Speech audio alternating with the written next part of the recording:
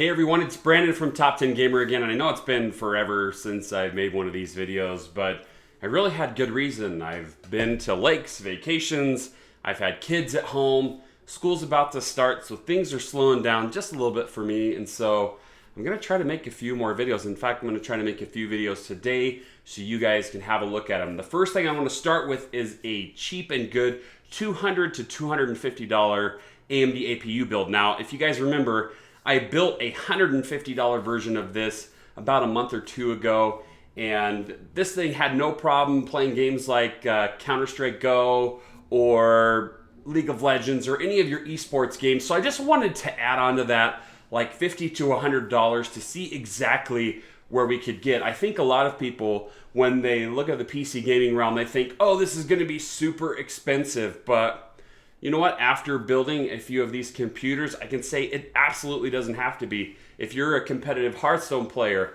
League of Legends, Dota player, whatever you are, there's really no need to spend more than like a couple $100 unless you're planning to play, you know, those super graphically intensive AAA titles. So anyway, here's a look at the build. All right, let's talk about CPU. Actually, we're talking about APU because at this price level, it makes perfect sense to go with one of AMD's APUs. Now, AMD hasn't made a ton of money on these. In fact, they've probably lost money. But actually, they do quite well in small, cheap system builds that allow you to combine that extra graphics processing power with that central processing power. And so here we have an APU. Last time I used an A4-7300. That worked fairly well in that $150 build. But this time we're using the A8-7600. And what do you get for your money? For that extra $20, you get R7 instead of HD8470D graphics. And while the processing power is very similar in terms of single-threaded performance, is going to feel pretty much the same when you're browsing and things like that. The A8-7600 does give you an additional 2 cores. And if that weren't enough, going with a Kaveri rather than Richland APU actually gives you those compute cores too, which bridge the gap between CPU and GPU cores through HSA, or heterogeneous system architecture. I'm not going to go completely into this, but in the future, this should allow your CPU and GPU to share workloads and thus accelerate your workload considerably. One thing I want to mention before I go on is that for $75 more, you could go with something like the Pentium G3258 and a 750 Ti, or maybe the upcoming 950, and get a ton more graphical performance and CPU performance out of that. It's something to keep in mind, but again, it's a large portion of our overall budget, and you're completely fine without doing that if you're not planning to play super intensive games at a high resolution. So keep that in mind with this cheap gaming PC because it might be the way to go for some of you. Now, moving on to our RAM, you're going to want to use dual channel configuration here. It just makes it so much better. When I tested the A4-7300, it was anywhere from like 25 to 50% better just because I had a dual channel configuration. So you'll want to go with 2x2 RAM for around $30 or 2x4 for around $40 to $50. So in my opinion, it's worth getting the 8 gigs of RAM up front. Again, that's another one of the reasons for the price range that I gave on the title. But just go with that 2x4 configuration, then you'll have all you need for this particular setup and you won't have to worry about it later on. For storage, go with something like the Western Digital 250 gigabyte hard drive here. Yeah, that's not a ton of room, but you can move games in and off. And if you're using Steam, I don't keep my games all installed anyway. You know, I end up moving them on and off. So 250 gigabytes can actually be quite a lot if you're just playing some basic games. Your other option is maybe to take a hard drive from another computer here, scrap it. If somebody has an old computer laying around that they'd be willing just to donate their hard drive to you, you can try that method. But overall, we've got about a $30 budget to get the most out of your storage. If you go up to something like $50, you can get a 1 terabyte Western Digital Blue hard drive.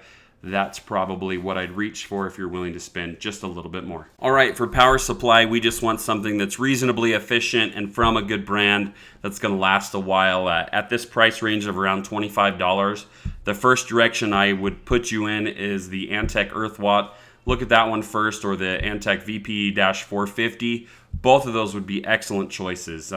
You could also take a look at the EVGA 80 Plus certified 430 or 500 watt series. Those are pretty well built as well. You're not going to get a Japanese capacitor power supply here, and we're really not trying to do that. And we don't need a ton of power, so overall, you could just get something that has pretty low wattage. Yes, these ones have higher than you need at 430 to 500 watts. However, since they're so cheap, it's just what we're going to go with. For motherboard, you just want something that's compatible and cheap and won't break on you.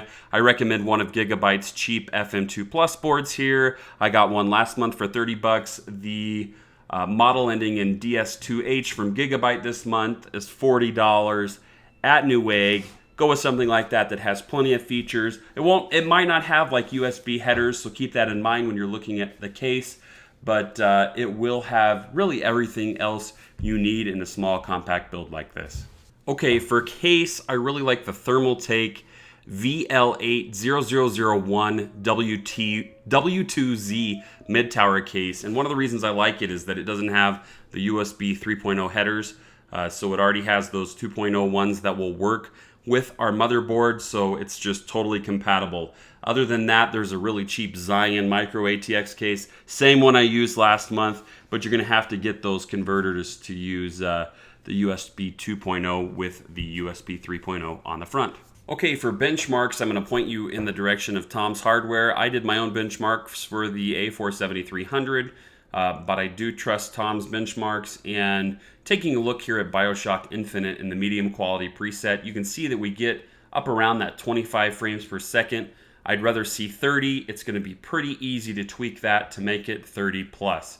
Moving on to Grid 2, you can see that it achieves an average of 45 frames per second. Not bad.